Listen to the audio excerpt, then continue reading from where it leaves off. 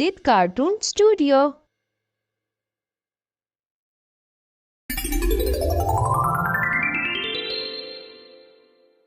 Greedy milkman.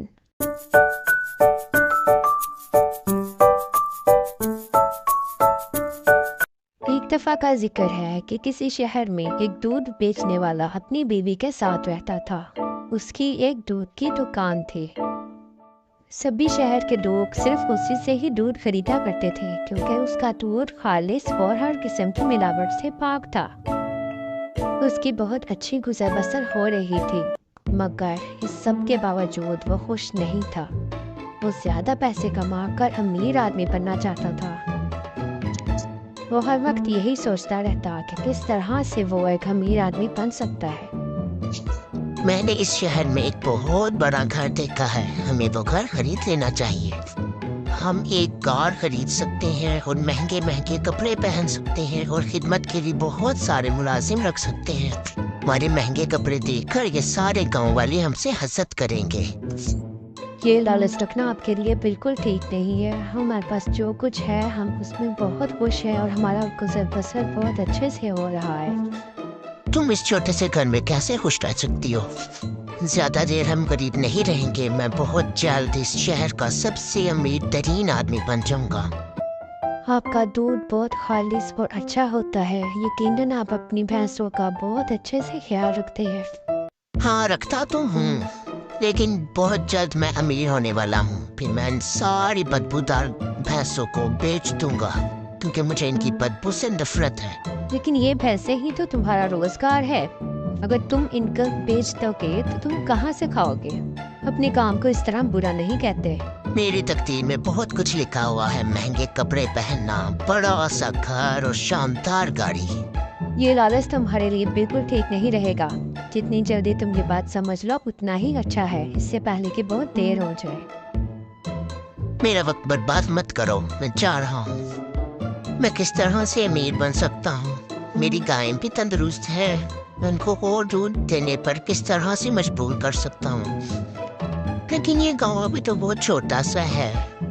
यहाँ पे अगर मैं ज्यादा दूध ले भी आऊँ तो किसको फरोख्त करूँगा? आखिर मैं ऐसा क्या करूँ कि मैं जल्द अज जल्द अमीर तरीन आदमी बन जाऊँ? क्यों ना मैं दूध में थोड़ा पानी मिला दूँ। इस तरह से मैं बहुत सारा दूध बेच सकूंगा और पड़ोस के गांव में भी जाके बेचूंगा और मुझे मजीद पैसे लेने की भी जरूरत नहीं पड़ेगी और मैं बहुत जल्द अमीर हो जाऊंगा। वाह, ये तो बहुत जबरदस्त आइडिया है। किसी को भी पता नहीं चलेगा। अगले दिन वो घर गया और दूध की बोतलों में सिर्फ आधा आधा ही दूध भरा और बाकी पानी मिला दिया। ये तो बहुत जबरदस्त है। अगर मैं इसी तरह दूध में पानी भरता रहा तो मैं बहुत सारा दूध आसपास के गांव में भी बेच सकता हूँ। मैं अमीर बन जाऊंगा। कुछ ही दिनों बाद वो अमीर हो गया। उसने एक बहुत बड़ा घर खरीदा, एक गाड़ी खरीदी और ठाट बाट की जिंदगी गुजारने लगा। हमें दूध के हवाले से कुछ शिकायत करनी है। ये बिल्कुल पानी की तरह पतला होता है और पहले की तरह बिल्कुल खालिश नहीं होता। हम दूध की कीमत अदा करते हैं, पानी की नहीं करते। क्या मतलब? तुम्हारी ये कहने की जरूरत भी कैसे हुई? बिल्कुल भी ऐसा नहीं है। अगर तुम लोगों ने दूध नहीं खरीदना तो चले जाओ। मुझे तुम लोगों की कोई जरूरत नहीं। मेरे पास और भी बहुत से गांव हैं जहां मैं ये दूध बेचता हूं तो उन्हें मेरा दूध पसंद है। दाल में कुछ ना कुछ जरूर काला है। ये कोई ना कोई गड़बड़ जरूर कर रहा है। हमें इसकी निगरानी करनी चाहिए और देखना चाहिए कि आखिर ये कर क्या रहा है। अगले दिन जब वो दूध में पानी मिला रहा था तो गांव के लोगों ने छुप कर खिड़की में से उसको देख लिया। गांव वालों को सारी बात समझ आ गई और उन्होंने इसको सबक सिखाने का फैसला कर लिया। अगले दिन उसकी बीवी बाजार गई और वहां से दाल लेकर आई। ये क्या है? क्या तुमने आज पत्थर पकाए हैं? इतने सख्त? नहीं, ये पत्थर नहीं है, ये तो दाल है। मैं आज ही बाजार से जाके लेकर आई हूँ। नहीं, ये दाल नहीं है। दुकानदार ने तुम्हें दाल के साथ साथ छोटे छोटे पत्थर भी बेच दिए हैं। उसकी इतनी जरूरत? कल तुमने हमें क्या दिया? हमने पत्थरों के पैसे तो नहीं दिए थे, हमने तो दाल के पैसे दिए थे। जाओ कहीं और जाके खरीदो। अगर तुम्हें ये पसंद नहीं है, मुझे तुम्हारी जरूरत नहीं है। अगले दिन वो बेकरी गया और वहां से अंडे खरीद कर लाया। घर आकर जब उसने देखा तो उसने देखा कि सारे अंडे पत्थर के थे। उसे बहुत गुस्सा आया। ये तुमने मुझे क्या बेचा है? हमने अंडों की कीमत अदा की थी, पत्थरों की नहीं की थी। हमने भी दूध के ही पैसे दिए थे, पानी के नहीं।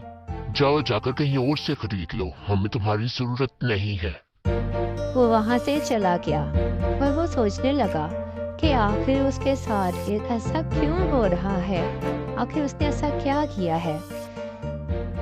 काफी सोच विचार के बाद उसको अपनी गलती का एहसास हुआ कि वो भी दूसरों के साथ ऐसा ही करता था।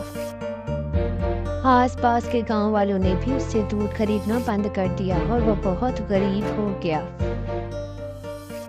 अब आपकी अकल में ये बात आई कि अगर आप वो खालिस दूध बेचना जारी रखते तो हम ये सब कुछ खरीद सकते थे और एक बड़ा घर और गाड़ी भी खरीद सकते थे, लेकिन आपने लालच किया, जिसकी वजह से आज हमें ये दिन देखना पड़ रहा है।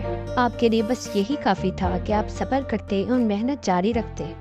तुम बिल्कुल ठीक कह रही हो, मुझे तुम्हारी बात मान लेनी चाहिए थी। मैंने सिर्फ पैसा ही नहीं बल्कि लोगों का एतमाद और भरोसा भी खो दिया है। उसने दूध बेचना जारी रखा और मेहनत करता रहा। इसके बाद उसने दूध में कभी पानी नहीं मिलाया। आहिस्ता आहिस्ता लोगों का एतमाद उस पे बहाल होने लगा और वो उससे दूध खरीदने लगे। अब उसको जितना मिलता वो उसी में खुश रहता और उसने लालच से तौबा कर ली। सच है, लालच बुरी बला है।